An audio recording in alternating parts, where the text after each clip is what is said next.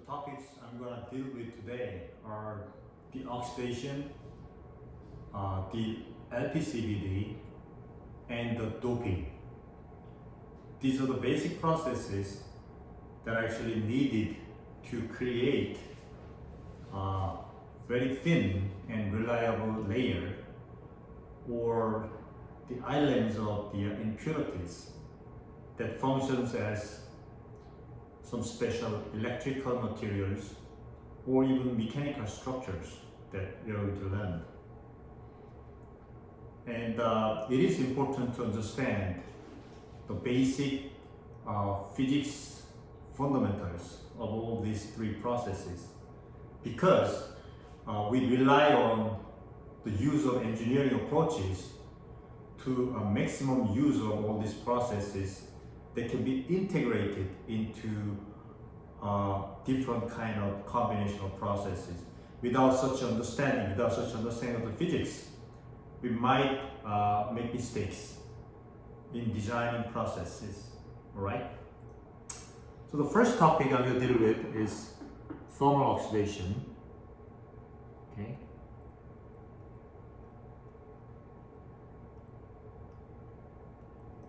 Thermal oxidation. So, what are the purposes of this thermal oxidation? First of all, we can summarize the goals of the thermal oxidation purposes. Well, as you guys have already seen, in the understanding of CMOS, thermal oxide is the key element that enabled the operation of this metal oxide semiconductor field effect transistor, MOSFET. Okay, so thermal oxides are used as a gate oxide.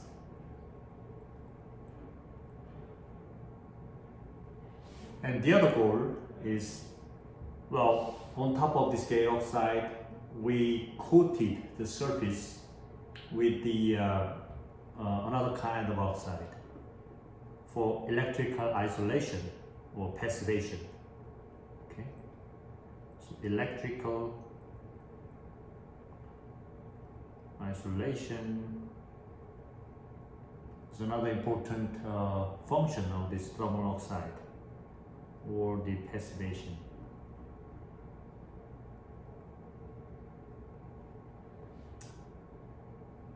And later on, you guys will see that actually you can use a thin layer of this thermal oxide for the masking process. So you will etch some part of this oxide and then introduce chemicals through the etched window of this oxide to create some kind of structure underneath. So thermal oxide can be used for etching and doping masks. Even for the doping window, you can use the thermal oxide layer. And also later on, you'll see that you can even use this thermal oxide itself as a independent mechanical structure, which I haven't explained yet. But this is the heart of our lecture, structural layer, for beams and membranes and many other things are possible with this thermal oxide. Isn't that nice? If you take a look at the chemistry of it, you know,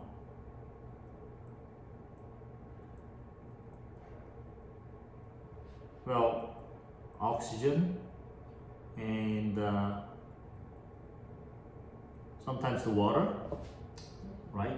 You can use water and dissociate and use the oxygen, and they can diffuse fast at high temperature, fast into the crystal silicon at high temperature.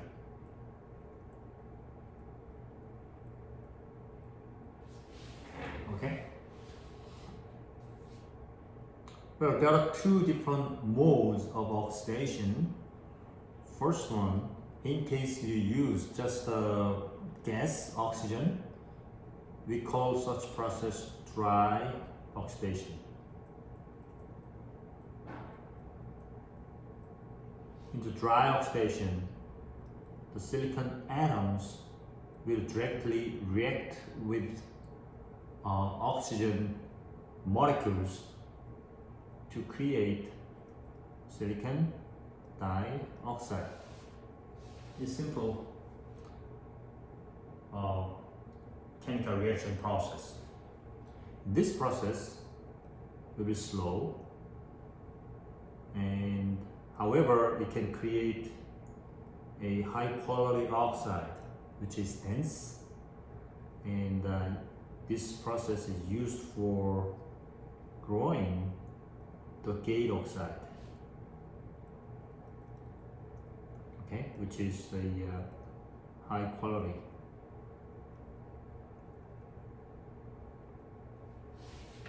All right, and there's the another mode of oxidation. It's called wet oxidation.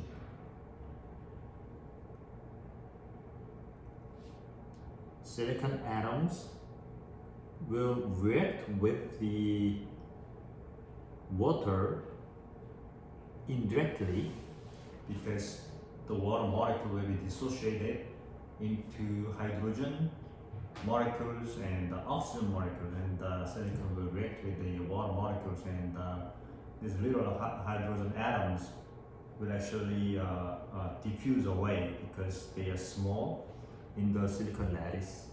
So this will create silicon dioxide, but eventually the hydrogen will be generated. So you have to be careful about this byproduct, hydrogen. This process is a fast process. However, it will end up with low quality oxide, which is less dense.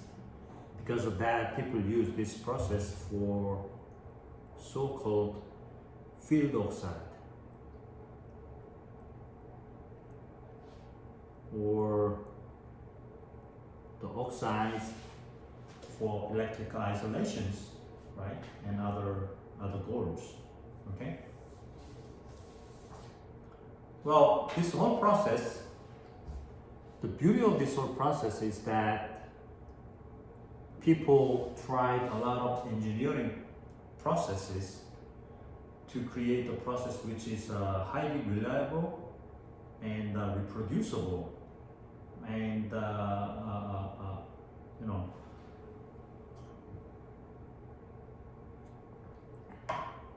multiplied into many different cases as well, which is called scalable as well.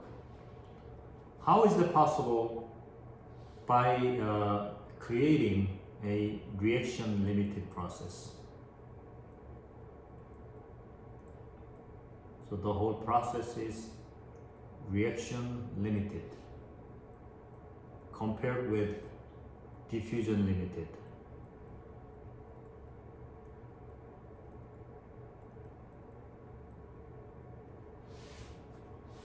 What is a reaction limited process? Well, the reactants are actually supplied at a very low concentration so that they can diffuse into the details of the whole wafer and details of the whole miniaturized structures of the wafer. Because there might be steps, there might be roughnesses. It takes time for these molecules to diffuse into such details. But if you lower the density of the supplied gases and reactants, such diffusion occurs very well. because molecules are not crowded anymore. And the diffusion, because the diffusion occurs very well, the whole process is only limited by the temperature. What is the diffusion limited process? Well, there is abundant amount of reactants available. So if you have more molecules that can react, reaction occurs faster. If you have less amount of reactants available, then reaction occurs at a slower speed.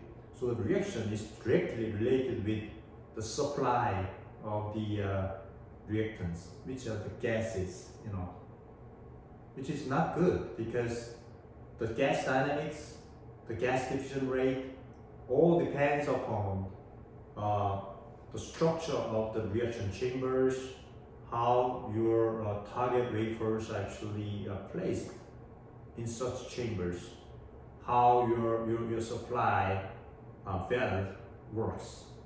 So that really depends upon such kind of supply, which is not really good. Okay? So in order to keep low density of the reactants, what you can do is you can actually use low pressure.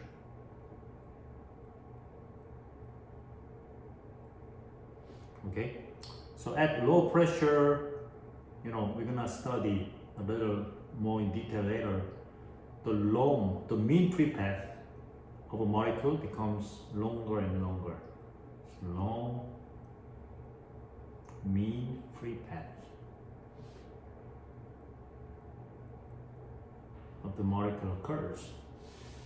This really means that the whole process depends less on the gas flow, gas dynamics.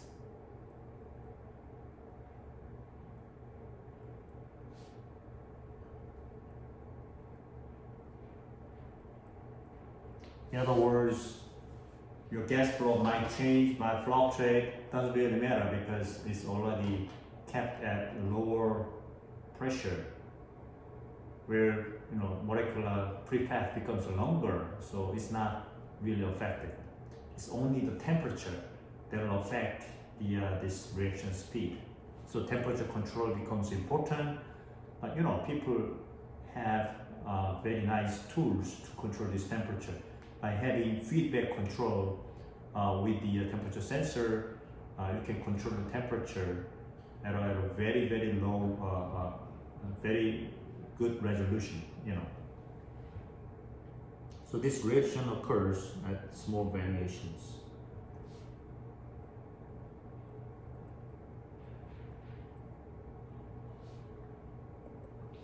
Variations occur from wafer to wafer, variation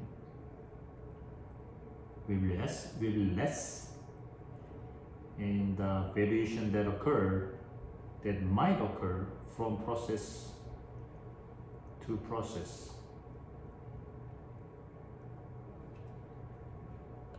will be less as well. Alright, so that's very good to produce and reproduce this thin layer of oxide, which is critical for the operation of CMOS and for construction of reliable sensors, for mass production, for commercial scale productions, So keep this in mind, you always have to maintain the reaction limited processes. Well, when the silicon reacts with the oxygen molecules will actually be stuck into the silicon crystal. So the whole volume will expand.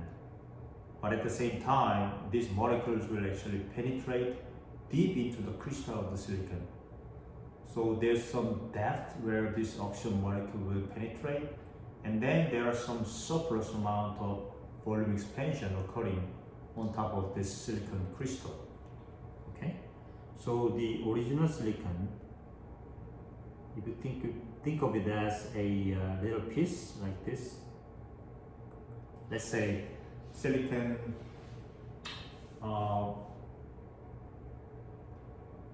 nanoparticle. How about that? Little silicon nanoparticle. Okay. After the oxidation, this will be the original size, but it will grow. The whole particle will expand because oxygen molecule will be involved, and there's some molecule that penetrate into the silicon crystal. So this is remaining silicon, and the outside is the oxide.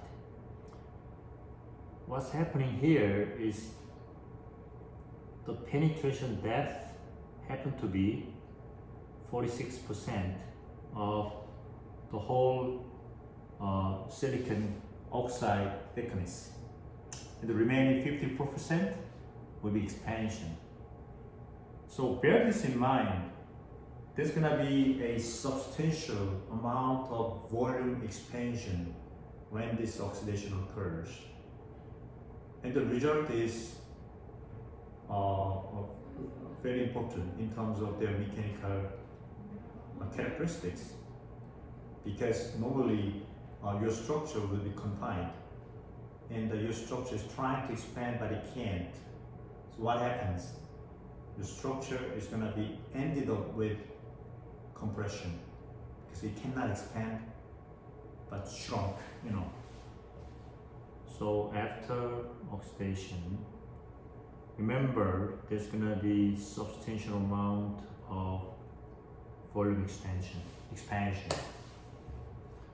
So when you have, for example, a membrane, you know, so you just go through the oxidation and then etch from the back to leave a thin film of silicon dioxide freestanding membrane as a freestanding membrane. Then you can see a very nice wave of wrinkle. Why do you have a wrinkle? Because your film was in compression, but suddenly the film got free from the substrate, so that it tried to expand, it can't. So the only option is to have this folded structure. Very nice, very well defined. The pattern of oxide, the wrinkle, wave of wrinkle can be obtained throughout this process. If you need such kind of process, you can even go through some mathematical analysis, one of the period to understand, to calculate the period of this wave of the thin film. Okay. So remember, so this part is silicon dioxide. Note that first of all, the silicon will be consumed by the oxygen molecule that penetrate deep into the crystal. Second, there will be volume expansion, 56% of the whole thickness.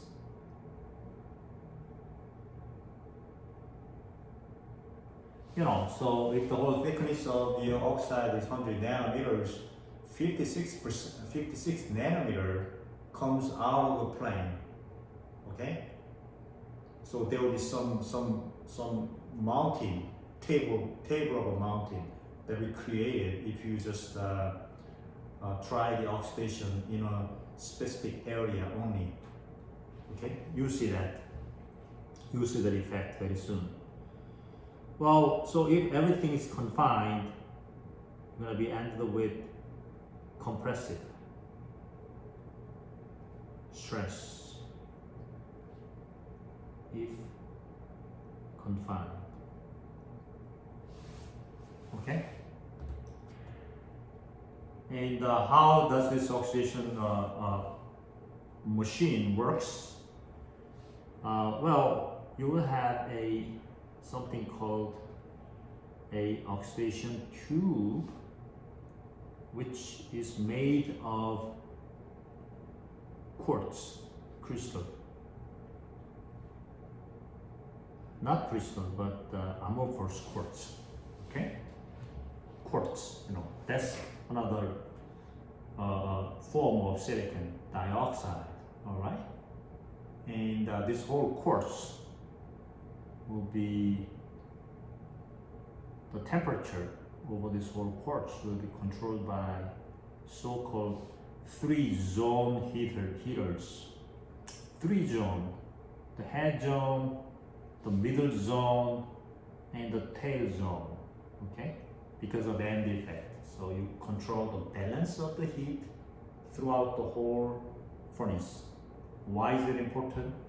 Because temperature is almost the single variable that controls the whole process, because the whole process is the reaction limited, not the diffusion limited.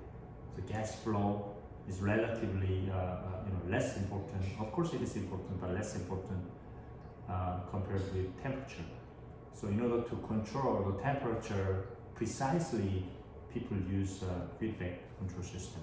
So these are the heaters.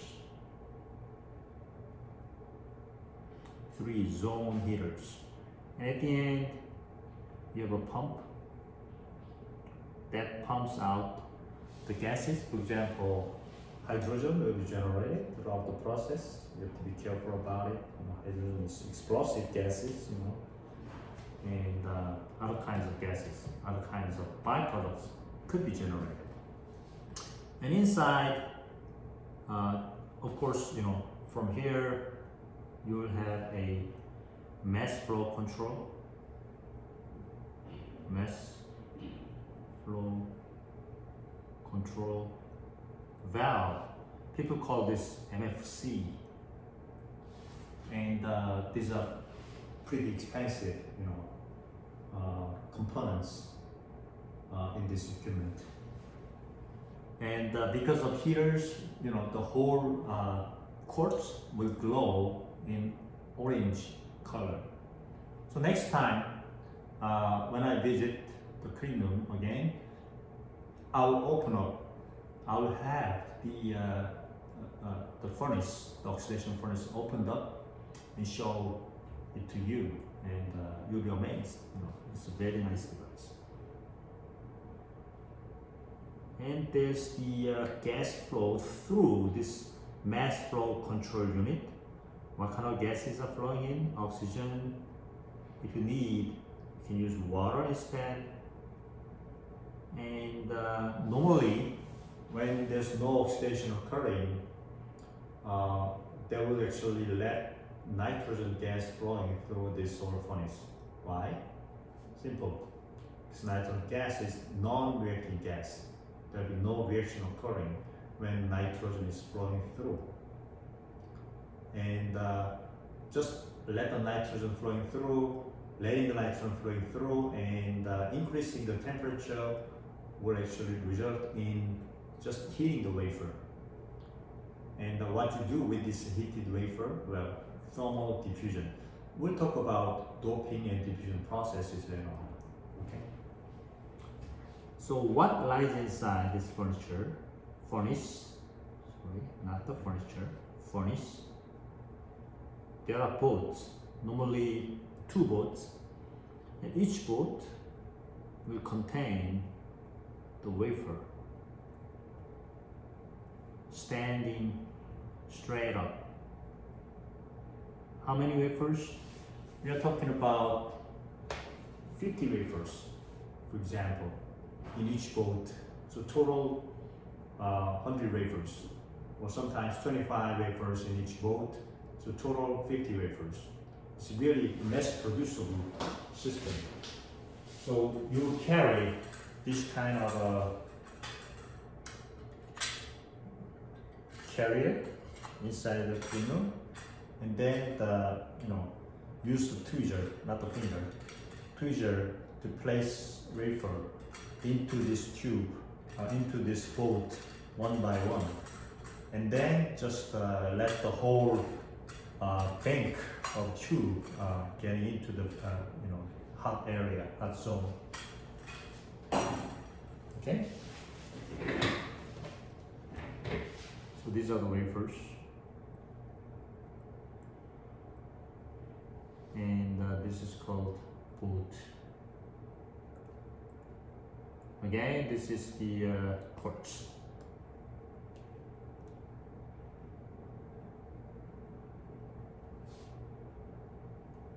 Temperature will rise above 900 degrees Celsius. Normally, temperature range will be 950 to 1200 degrees Celsius. So that's a really high temperature, and that's a temperature where the quartz will glow in orange color. Very nice glowing colors. Okay, let's take a look at oxidation physics.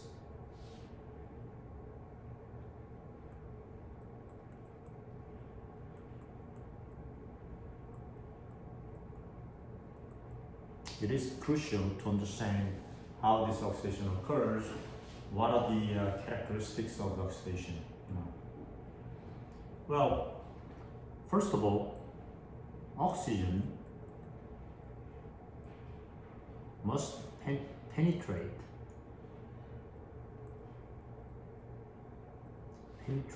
through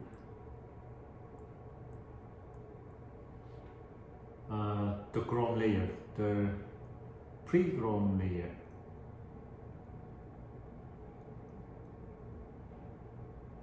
Otherwise, there will be no more oxidation, right? So there might be some pre-grown layer of oxide, and this little oxygen molecules needs to penetrate through this pre-grown layer. Okay, and of course we call this process diffusion.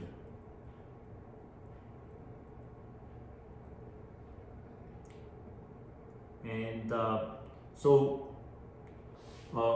when this oxygen passes through this pre-grown layer, the thicker the layer you have, the longer the time for this oxide to penetrate through, right?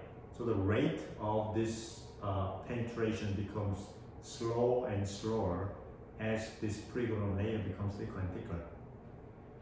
So eventually, the speed of oxidation becomes extremely slow. Okay. So growth rate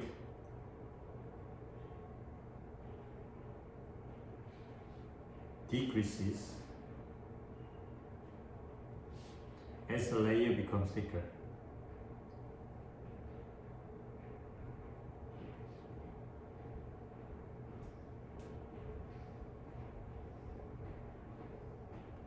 Makes sense, right? So this is our understanding of this oxidation physics. What's happening, So now is the time to apply some mathematical tools to come up with a formula and see what's really happening quantitatively, in the whole process, right? So what is the law that you can use when you talk about the diffusion? Fixed law of diffusion. What does it say? It says that the number of molecules that are diffused into crystal really depends upon the concentration gradient. In other words, the higher the gradient you have, the faster the diffusion occurs. So it's not really, I would say it's not the law, but it is kind of a mathematical simplification of our observation. The simplest way of describing this diffusion process, right?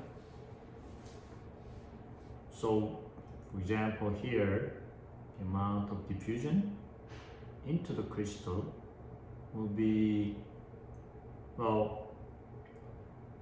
proportional to the concentration. Concentration is a function of 3D coordinate system, x, y, z, but in this case we'll just think about one-dimensional diffusion because we want to make this problem as simple as possible. And then the time. We apply partial derivative with respect to a coordinate system only, right? Because we want to calculate the gradient into x direction. And constant of proportionality, of course, you can calculate. However, you need to put negative sign. Why? Because the diffusion occurs from high concentration area to the low concentration area. So if you take the gradient, it will be negative slope. If you have negative slope, the diffusion will occur into positive direction. That's why we have a minus sign here. So now we need to define the parameters, variables, n. What is it? The number of particles. So this is the particle concentration.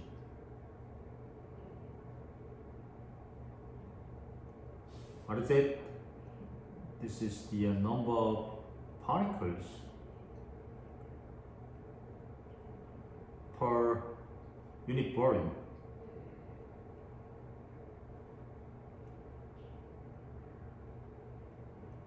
So what will be the unit? Is per cubic centimeters. It could be cubic meters, it could be cubic millimeters, but in IC industry, the standard unit they use is centimeters somehow. So it's per cc, in other words, per cc of volume. How many oxygen molecules are there? This is the concentration. Okay? There are a lot of oxygen molecules, but we just count.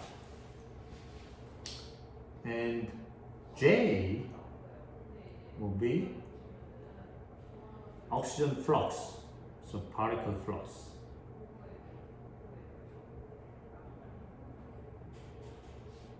Well, that's the number of particles flow per unit area.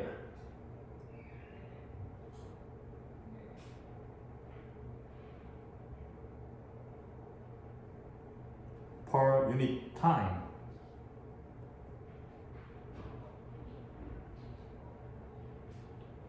So you just stand at the interface and count how many particles are passing by per unit window of silicon. So the unit will be,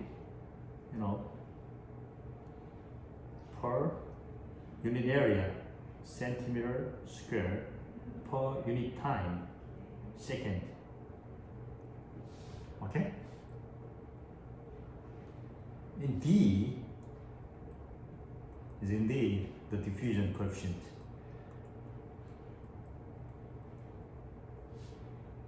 Coefficient. And the unit, if you think about all these calculations, so this will be particles per centimeter square second, and this whole thing will be number of particles per centimeter fourth power because of this length unit, no? So if you calculate D, it will be centimeter square per second.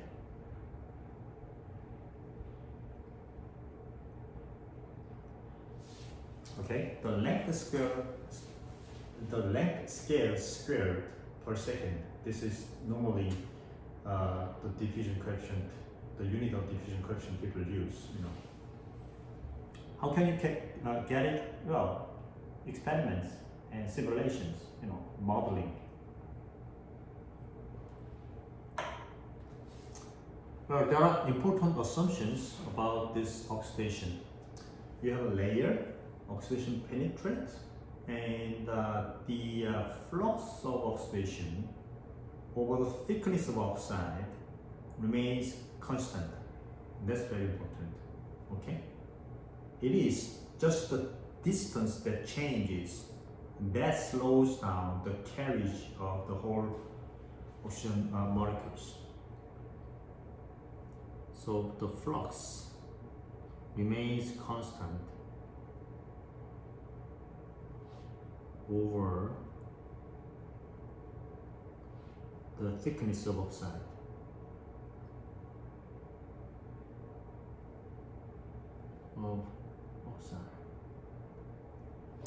So it's a steady state, of course. Steady state. There's no concentration increase or concentration decrease across the whole thickness of oxide. You know what I'm saying? And at the interface, silicon dioxide, silicon interface, the oxidation rate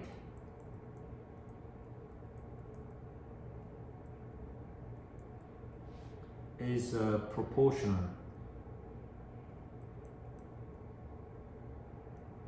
to the oxide concentration, which makes sense again. The more the oxygen molecules you have, the higher the speed of the reaction, because it's just simply that you have more molecules available for that can participate into this reaction process. Okay? So under these assumptions, these are the key assumptions. Well, you can draw a graph that shows the concentration of oxygen molecules and the thickness of oxide, or the coordinate system.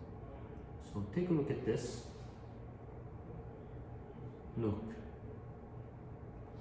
this is the direction, and this is the boundary or the interface where the oxide thickness ends. So assume that this is the wafer surface, okay, which starts right from here, and silicon, body of silicon, start right from here.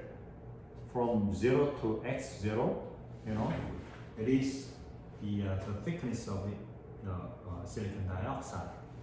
Okay, so I will put this part as silicon dioxide, and the remaining part is the array of silicon atoms waiting to be oxidized.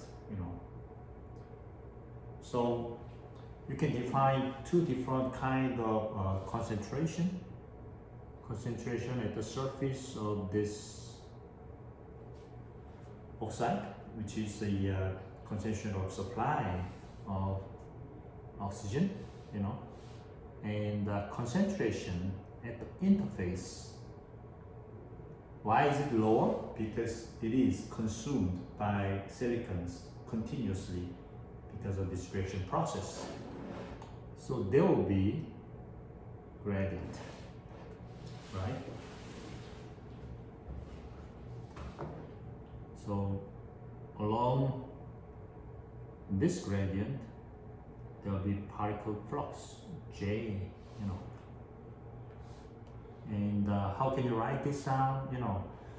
We just assume that this line, this gradient is linear, which is simplest case, assumption. So J will be minus D. Remember, it was the partial n, partial x, but just to make matter simple, you will actually assume that this is the gradient. The final gradient Ni, the initial gradient N0. We use N0 because it is oxygen gradient outside of this wafer. We use Ni because it is oxygen gradient at the interface between silicon dioxide and silicon. Okay? And the thickness x0. See, this is the simplest expression that we can use to express the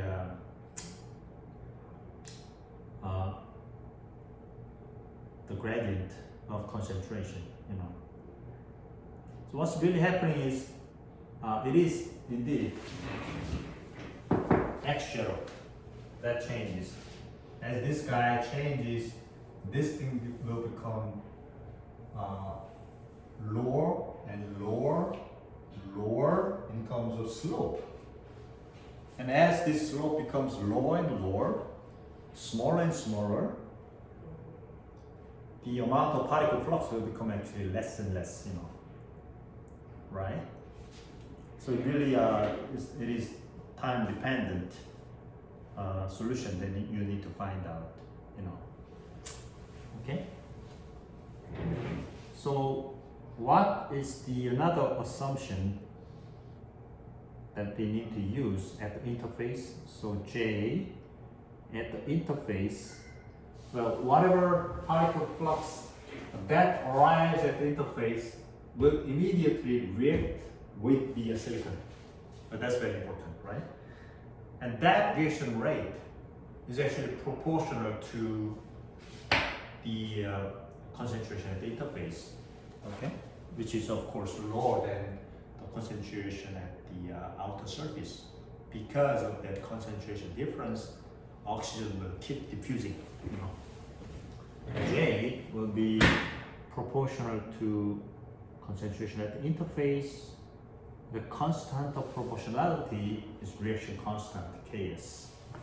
We call this Ks, reaction constant.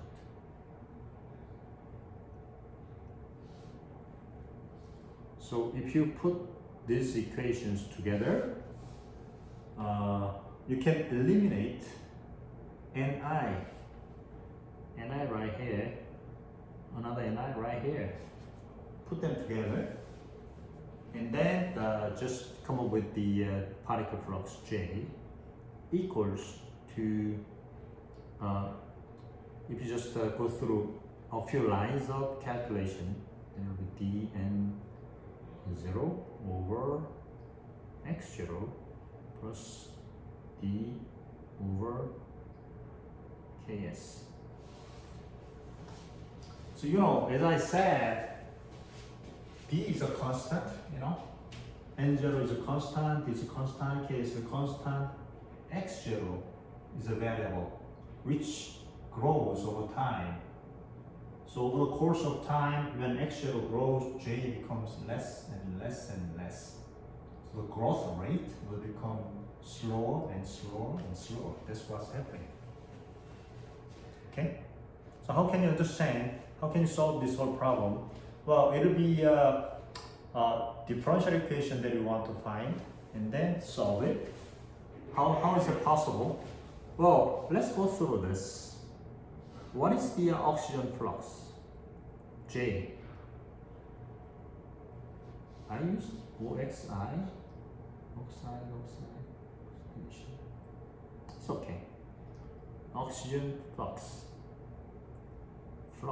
Oxygen flux equals the amount of oxygen that piles up, that go through this whole process, equals to, isn't it equal to the rate change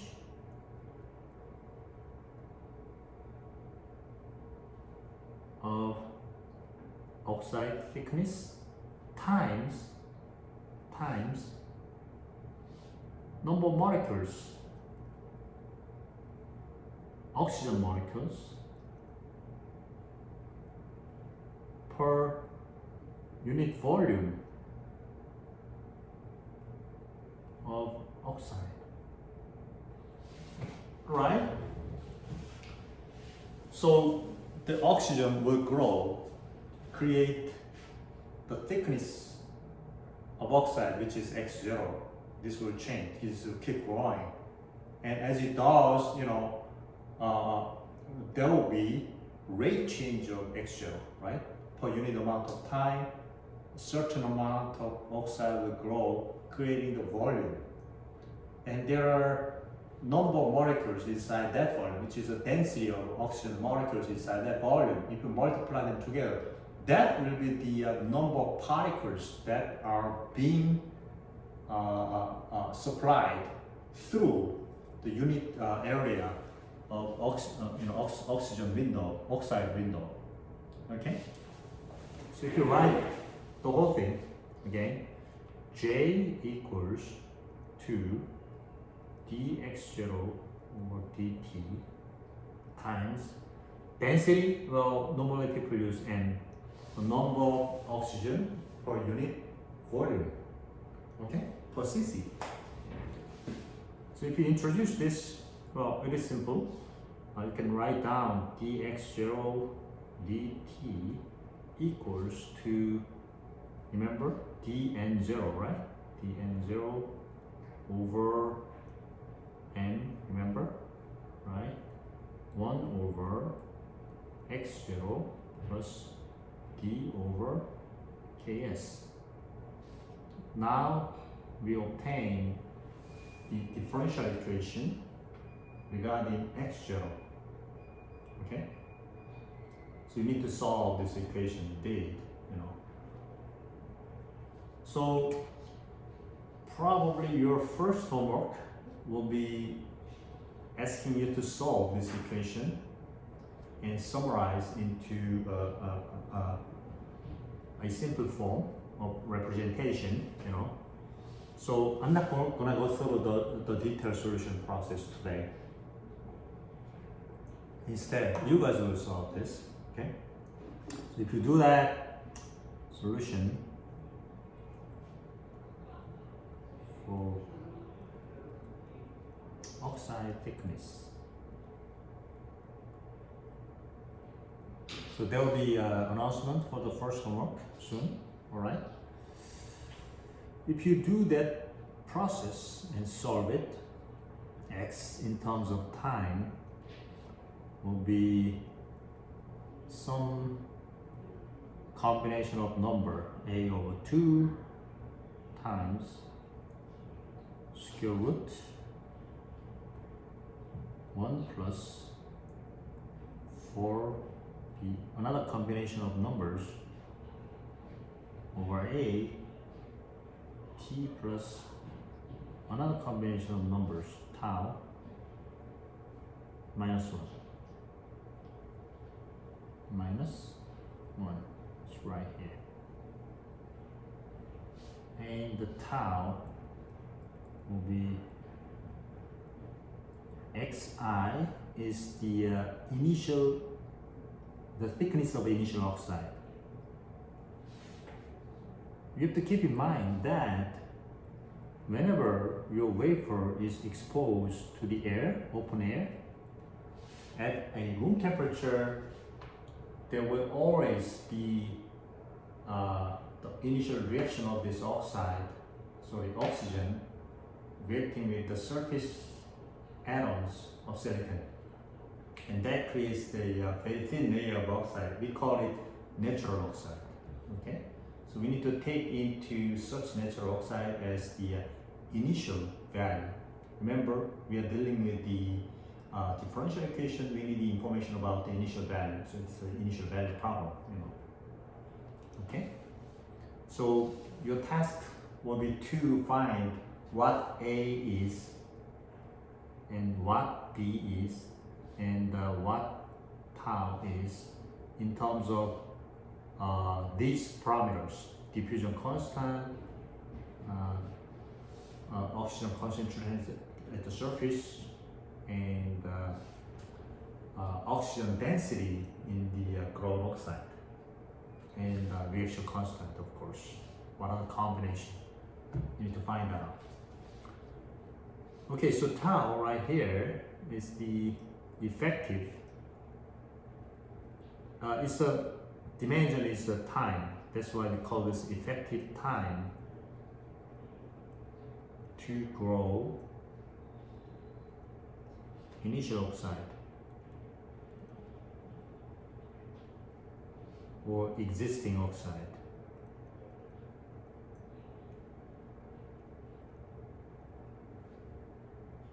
That's why this tau is added up here, right? In the same position where the time is expressed, you know. And xi is the initial thickness.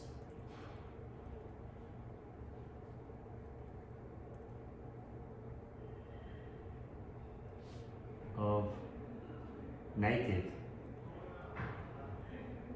oxide. All right. Well, probably the second question I will ask you is to find out about the characteristic of this solution. Okay, this solution is looks like a neat, you know, equation, but it is more important to understand this solution at different time scale.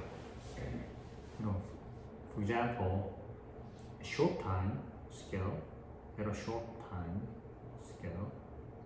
Why do we have this? If t plus tau is much smaller than a squared over 4b, you need to find out why is a squared over 4b, you know. Okay, it's more up to you, it's your test. Then you can simplify the whole equation. x0, of course, as a time function of time, as b over a times just t plus tau. Okay, so the solution is just a linear function of time. Isn't that nice? You know? So b over a, we call it linear rate constant.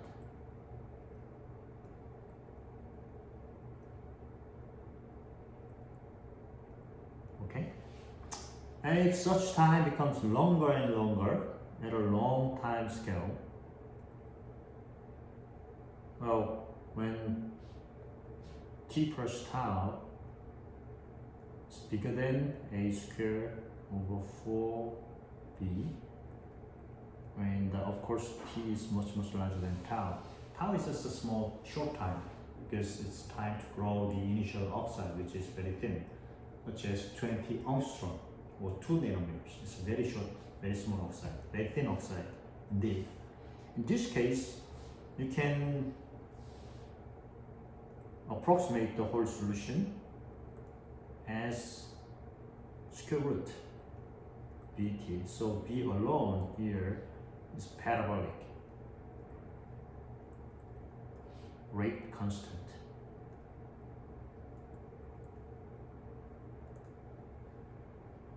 So just looking at this solution doesn't give you too much of information. Okay, you have to analyze the solution depending upon the time. If time is short, you can approximate the whole solution as a linear function. So initial growth will go like a linear scale, and then if time becomes long enough, the whole solution can be approximated by a parabolic curve, which is slower than linear curve, square root, in other words, you know. So if you draw the whole thing, the whole thickness change will be like this. As time goes by, the thickness initially will be linear, but it will approach to parabolic. Okay?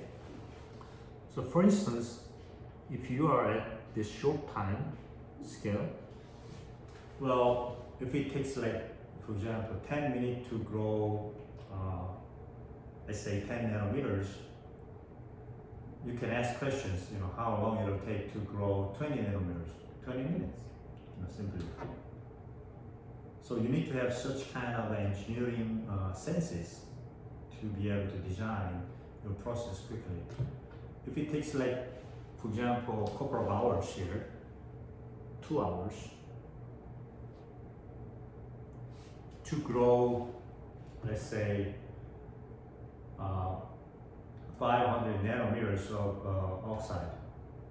If you want to grow double of it, for example, 1 micron, which is twice the thickness of 500 nanometers, how long it'll take? 4 hours, because it is the parabolic curve. It takes more time than linear scale. You know what I'm saying? So you need to have such kind of engineering, feeling and the senses. So, for instance, if you want to grow, say, 10 microns of oxide, it'll take a lot of time. So the whole process is going to be ended with impractical considerations. Okay? You need to understand the whole thing. Okay. So at this moment, let me see if I can show you some information. These constants, A and B, or B over A and B over A linear time constant, B parabolic time constants, they are the strong functions of temperature, because all this reaction occurs highly dependent upon temperature.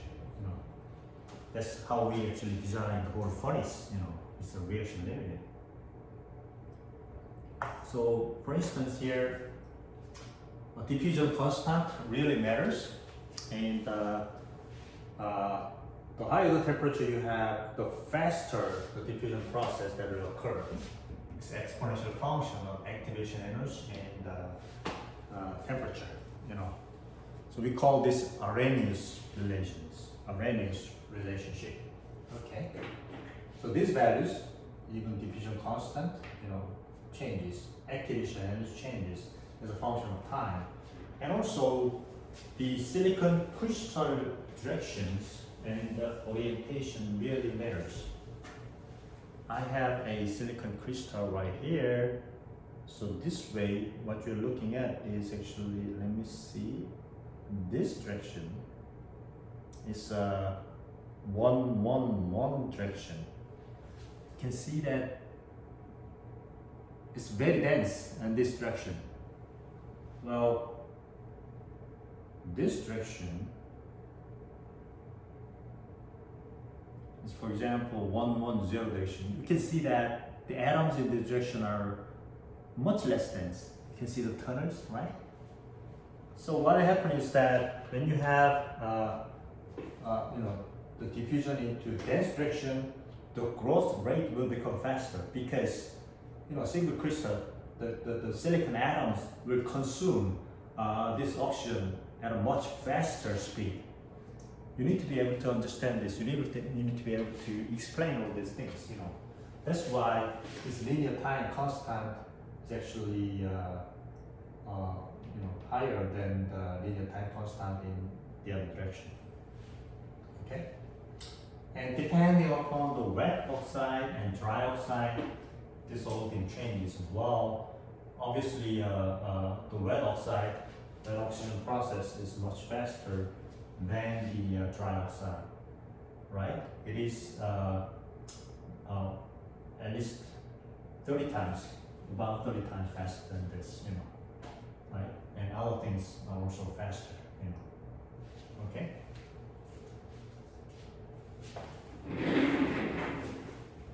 Right?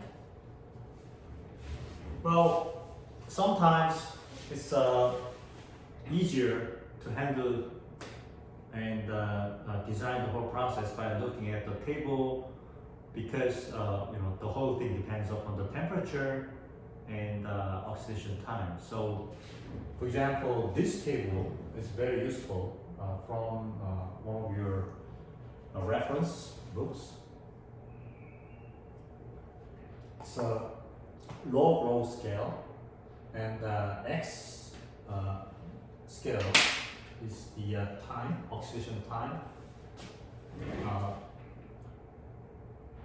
1 hour, 10 hours. And how much is it? So, 100 hours. Okay, 100 hours. 1/1000. And here's the oxidation thickness: 100 nanometers, 1 micron, and 10 microns. So, for instance, if you are dealing with wet oxide at 1000 degrees Celsius of furnace, you are targeting, for example, 1.5 microns, you are targeting, for example, 0.5, okay, microns or 500 nanometers of oxide at 1000 degrees Celsius, wet oxide. It'll take 1.5 hours, okay? However, if you need 0.6, it'll take much more time, 2 hours. You can just read out from this table. Well, what's really important is that even the whole process will be affected by different environment of furnace. So what you really need to do is you really need to do the test run on a specific furnace to be able to have precise growth rate of this oxide. Okay? And once you have such kind of a test result, you can set up the whole process very stable and then keep producing, the oxide that you really want to create over time. If the condition changes, you need to do another, run of the optimization process, of course. So it's a painful process, but once you create it, you can keep actually producing it. Once you create it, you can keep making it reproducible, by doing this polishing process. Okay, well, sometimes, of course, there are ways of measuring the oxide thickness precisely. I'll talk about it later. But sometimes you need to look at very quickly and then make sure that you grew, just enough amount of oxide that you really like to have. One of the ways of telling that oxide thickness is to look at the wafer itself. So for example, this wafer is just a silicon wafer. I don't know if it's clear. I hope it's clear. You see the wafer itself looks like more or less like a gray, or people call it tan color. Tan. Okay, let me just create the white background. White background.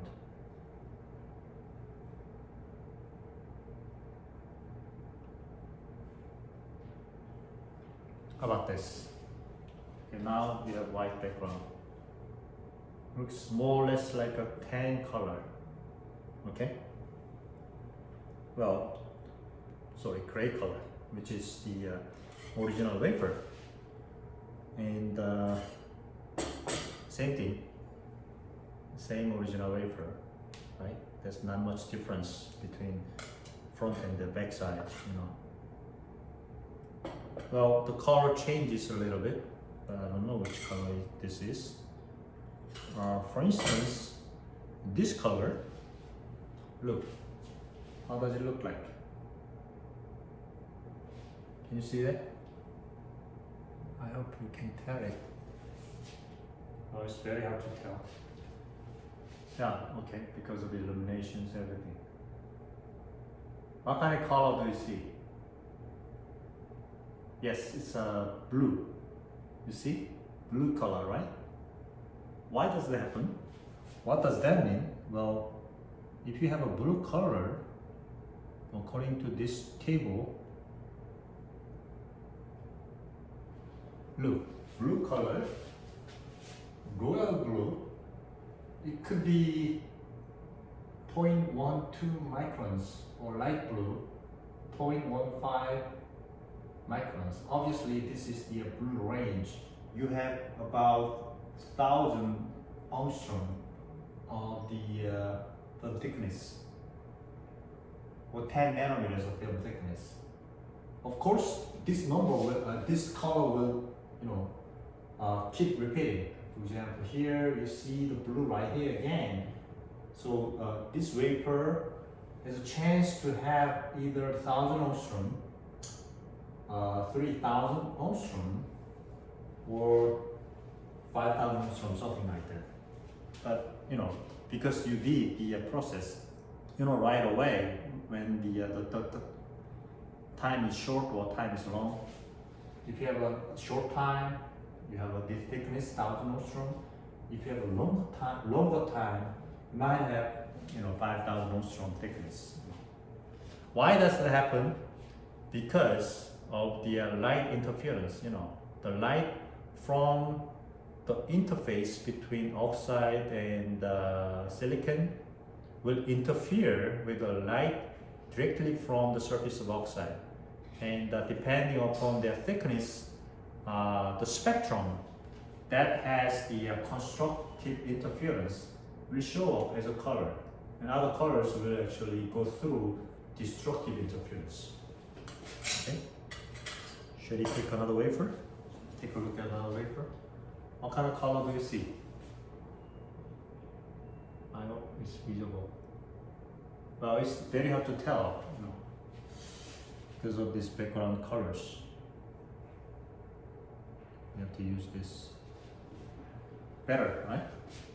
What kind of color do you see? It's not blue anymore.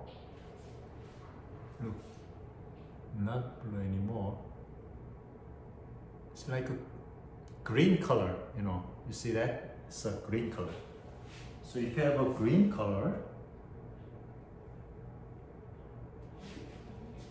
right here, for instance, blue to blue-green, light green, you have a big chance to be ended with this thickness, 3,200, 3,400 angstroms, right? Or 34 nanometers of oxide thickness. So there's a good way of telling this. After all these things, well, of course, you will build your devices. You see the pattern right here, over the surface of the wafer. So this is just for a reference, Sometimes you might want to deal with transparent the quartz wafer. This is quartz wafer. Okay. So these are the ways of telling the thickness. Okay. And now, if you go into the clean room, you see the banks of furnaces, starting from the bottom furnace to the top furnace. Bottom furnace will have the highest temperature, and the top furnace the lowest temperature, because of the heat diffusion, heat transfer. And so next time I'll explain more about this whole process of chemical vapor deposition, which occurs inside the furnace as well, Okay, and then we'll study the doping and the diffusion process. Thank you.